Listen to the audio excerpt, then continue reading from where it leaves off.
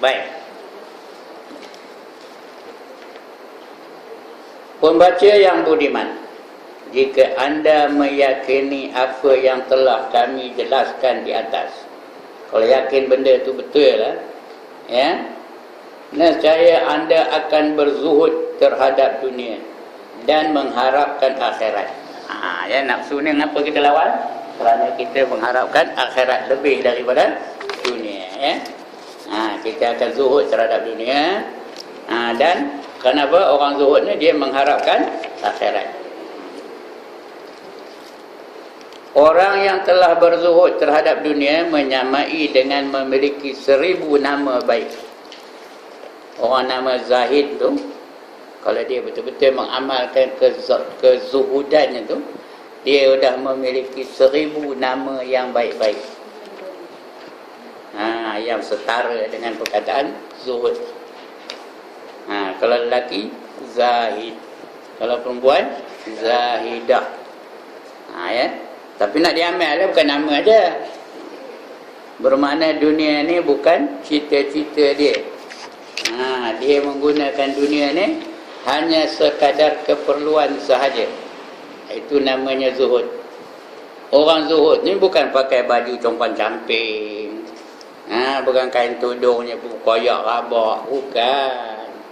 Orang zuhud ni dia macam biasa juga. Kalau dia orang kaya, dia cara kayanya lah. Kalau dia orang miskin, cara miskin dah, tapi hati dia tidak terikat dengan dunia ni. Ya, hatinya tak terikat. Dunia ni hanya pada badan dia saja.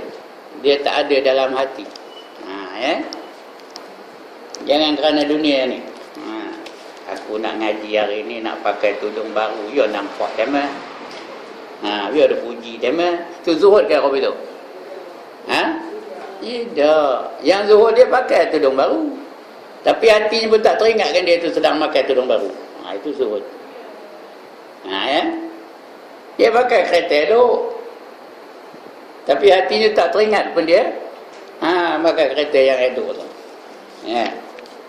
Rumah buat elok, tapi jangan dia masuk rumah tu tenang dulu gini. Nengoklah rumah dia. Rumah orang lain tak ada rumah aku ya. Itu zuhud ke tak tu?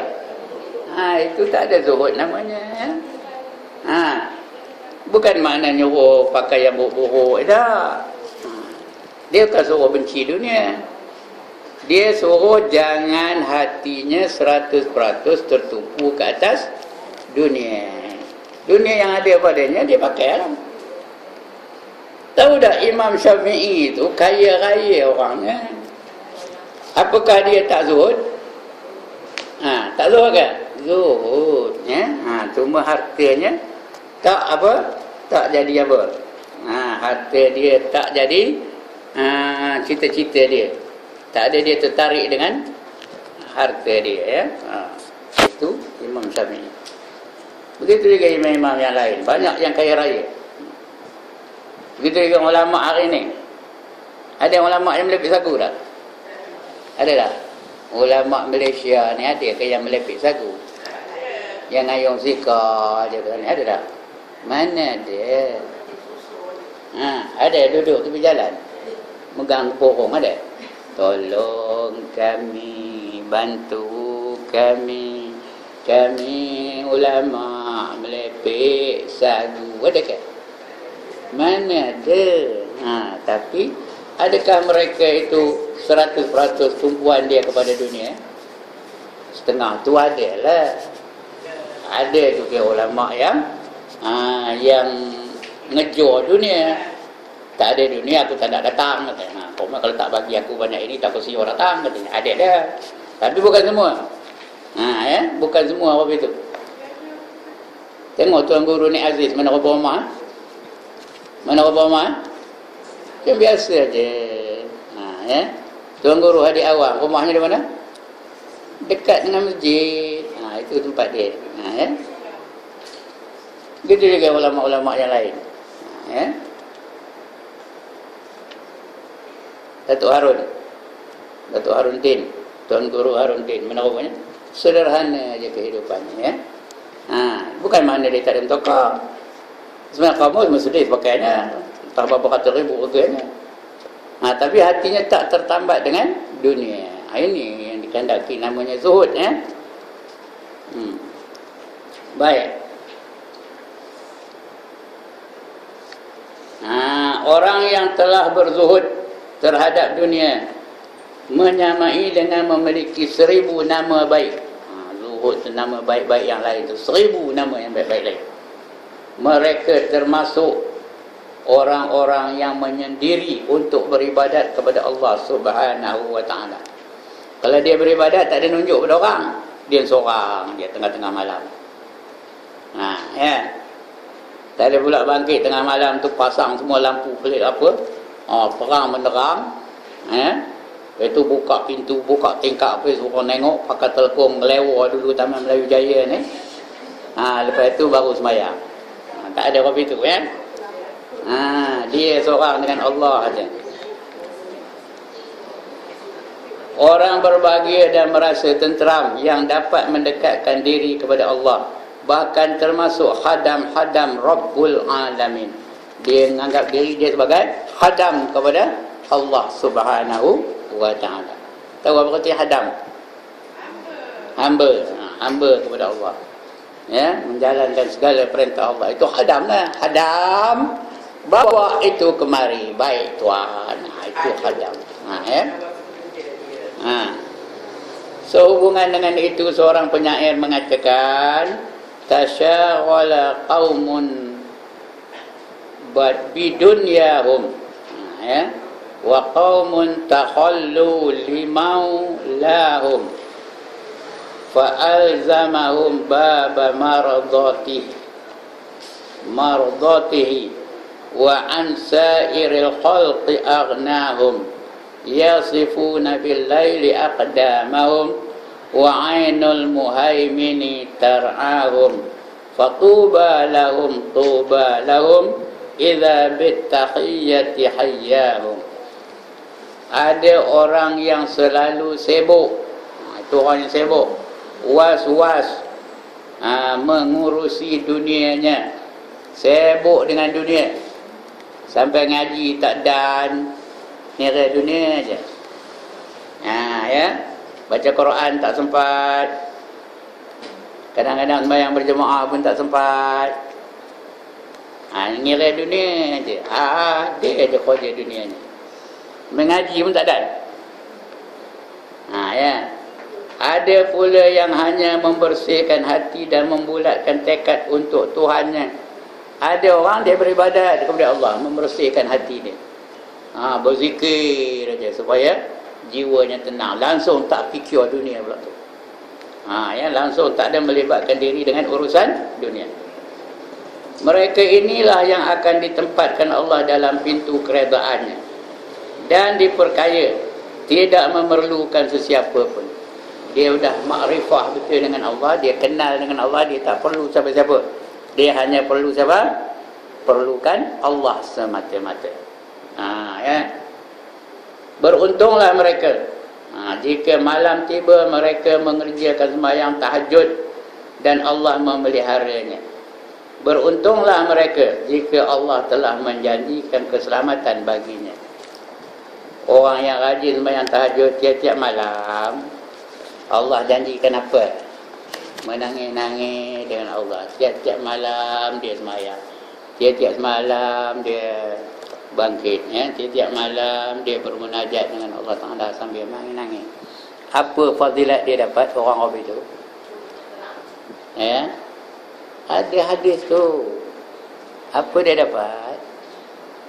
Dia dapat jaminan di mahsyar nanti, dapat naungan arasy. Siapa tak nak angkat tangan?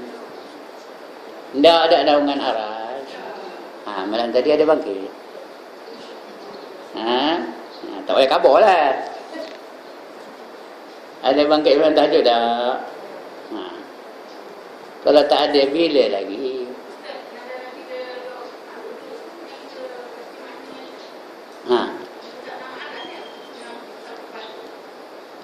Mana doa yang hendakkan arasy? Sapu kepala, ya. Masa kita ambil uduk tu, kita sapu kepala. Ya Allah, haramkanlah rambut dan kulitku daripada api neraka, dan berilah aku lindungan arah di mana tidak ada lindungan melainkan arasy Allah Ta'ala. Tak ke tak? Udah diam. Tak ke tak? Ada buat? Meroloh sampai ke pagi bila dapat? Ya.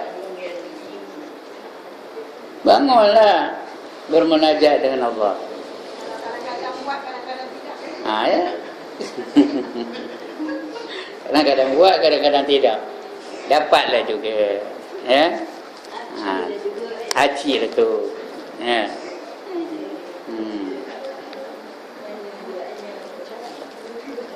Ini yang lawan hawa nafsu tu. Nafsu kata nanti dulu. Tak usah bangun dulu. Tidur kejap lagi. Sikit lagi. Kata. Sementara itu udah siap. Ya. Macam mana? Nafsu lah tu.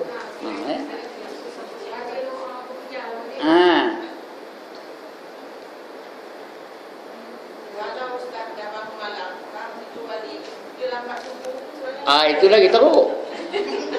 Subuh apa hukumnya? Apa hukumnya subuh? Wajib. Yang wajib tu lambat pula ya. Sampai kadang-kadang terlepas subuh lagi teruk. Kalau tak terlepas pun berdosa juga. Kerana melambatkan waktu tu, hukumnya berdosa. Kecuali dia memang tak sedar, itu tak apa. Memang tak sedar. Tapi kalau dia tahu ngapa dia tak sedar, sebab dia sembahyang tahajud, maka dia patutnya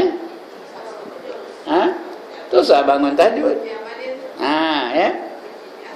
Kerana mana lebih utama, yang fardu ke yang sunat? Yang fardu, bukan yang sunat. Kalau kerana yang sunat tu fardu terabai, tinggalkan yang sunat. Ya. Ini pakai tudung, lepas itu pakai miniskirt macam tudung pakai labuh pula tudung tu. Lepas tu pakai miniskirt, keluar apa lutut macam. Macam mana? Mendahulukan yang mana? Orang patut didahulukan yang wajib. Itu sebab perempuan dalam Islam ni kita kena tahu keutamaan yang mana afdal, yang mana biasa aja. Ada suruhan yang afdal, ada suruhan yang tidak afdal. Jadi bila tahu itu, tidaklah kita silap. Dengan demikian dia termasuk golongan zahidin. Zahidin tu apa? Orang yang zuhud. Kalau ramai dipanggil zahidin. Kalau seorang dipanggil zahid. Kalau perempuan seorang dipanggil zahidah. Kalau semua perempuan belaka apa? Zahidat dal alif ta ya. Zahidat perempuan belaka. Ya. Kerana Allah, zahidin tu kerana Allah dan hamba pilihan Allah Subhanahu wa taala, sebagai firman-Nya, inna ibadi laisa laka alaihim sultan. Sesungguhnya hamba-hambaku tidaklah ada bagimu sebarang kuasa untuk menyesatkan mereka. Kalau betul-betul kita sudah jadi hamba Allah, tak ada kuasa yang untuk boleh menyesatkan kita. Iblis tak boleh menyesatkan, nafsu tak boleh menyesatkan, apa-apa saja tak boleh menyesatkan kita. Syarat kita sudah diiktiraf menjadi hamba Allah. Jika seorang sudah demikian, ini berarti dia telah bertakwa. Itu dia tanda orang takwa tu. Itu dia bertakwa dah tu. Dia sudah bertakwa untuk dunia dan akhirat. Takwa ni untuk dunia dan akhirat, bukan dunia aja atau bukan akhirat saja. Bahkan dia lebih mulia daripada malaikat yang dekat kepada Allah. Kenapa dia mulia daripada malaikat? Malaikat tu dekat dengan Allah, paling mulia lah. Tapi ini orang takwa ni lebih mulia daripada malaikat. Kenapa? Sebab apa? Sebab dia ada nafsu.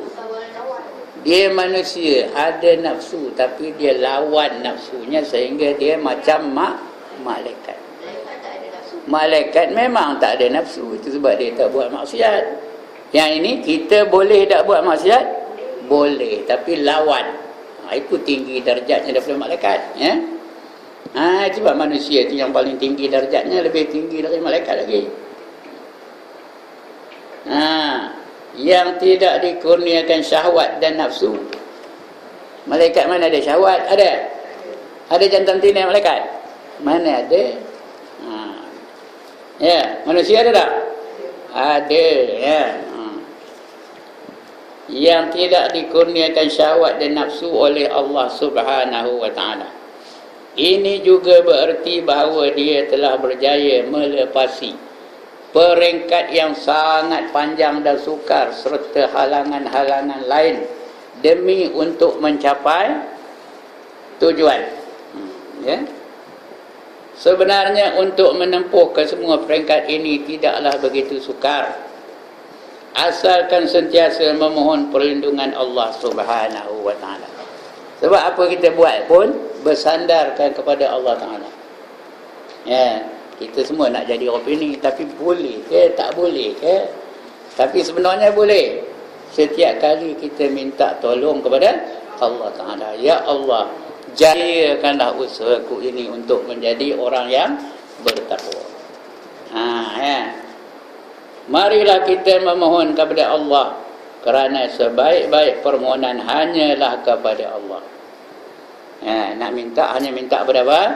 Pada Allah. Kerana Allah itu, Allah saja yang boleh memberi dan menolaknya.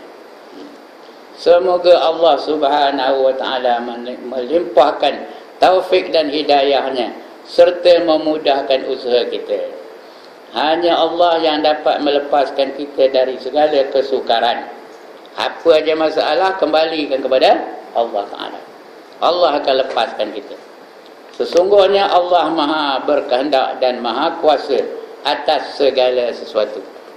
Wala haula wala quwwata illa billahil aliyyil azim. Wala, apa kata wala? Dan tak ada. Haula, apa kata haula? Daya. Wala quwwata, dan tidak ada kekuatan. Illa, apa kata illa? Melainkan billah, dengan izin Allah. Al-aliyyil azim, apa katanya? Yang maha tinggi lagi maha besar, yang lain apa saja semua kita serahkan kepada Allah Subhanahu wa ta'ala. Kita jadi opini pun dengan izin Allah Ta'ala. Puan-puan boleh nutup aurat, siapa bagi izin? Allah Ta'ala. Kalau tidak, entahlah. Boleh berjuang jalan Allah, siapa izin? Allah. Saya pun boleh berjuang jalan Allah, siapa izin? Allah. Kalau tidak, saya jadi apa? Saya jadi apa? Tanya saya jadi apa kau? Entahlah. Okey, itu dia, ya. Yang seterusnya peringkat awarid. Awarid. Itu dia. Bukan awarid. Awarid. Artinya godaan-godaan. Ya. Itu akan datang kita baca godaan-godaannya, iaitu yang pertama rezeki. Itu godaan yang pertama. Sebab dia rezeki banyak orang yang yang binasa, ya, dan sebagainya. Itu ada awarid namanya. Dia ada 7 tu. Yang tadi peringkat rintangan. Ya. Ini awarid, ya. Awarid ni bukan rintangan, itu godaan. Rintangan tu yang menghalang. Ini tak ada menghalang. Dia hanya menjadi rintangan aja. Baik. Sekian dulu untuk kali ini. Ya, sila.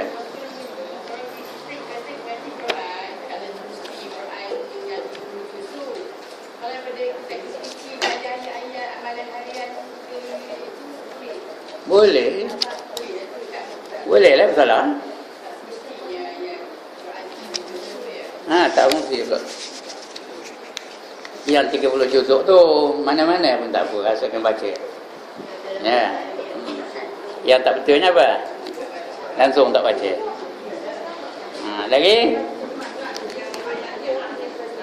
Ya. Apa dia? Yang terakhir?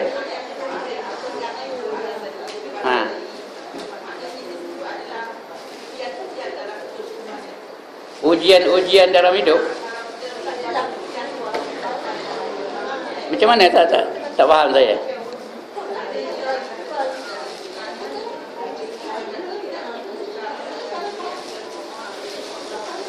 Kita mohon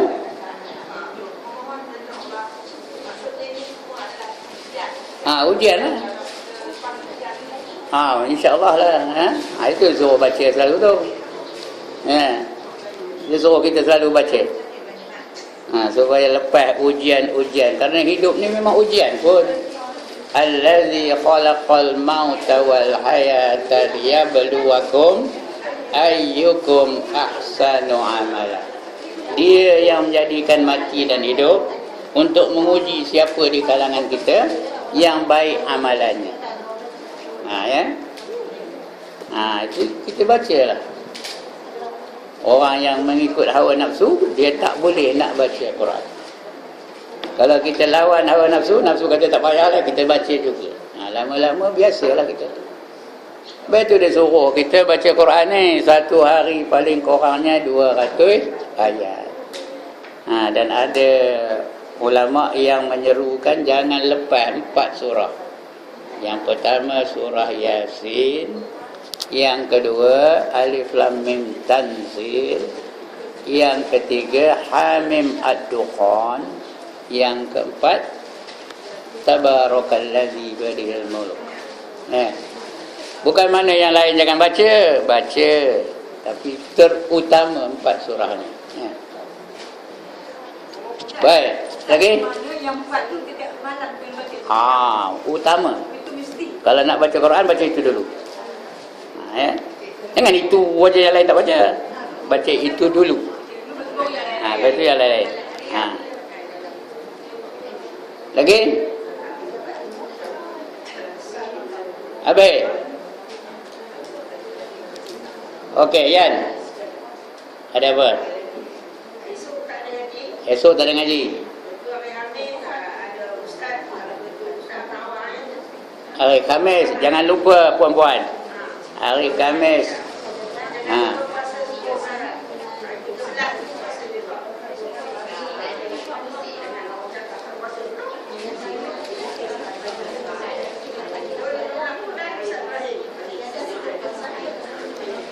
Baik, hari Jumaat ada balik ya.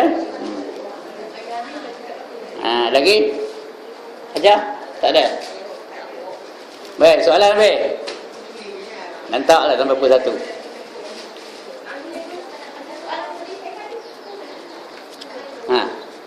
Tak ada?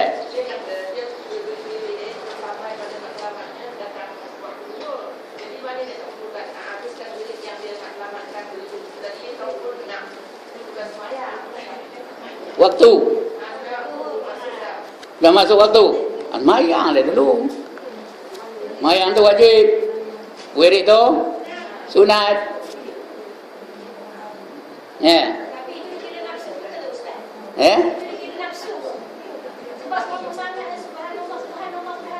Itu nafsu lah tu. Buat yang sunat dulu, buat yang wajib, itu nafsu lah tu.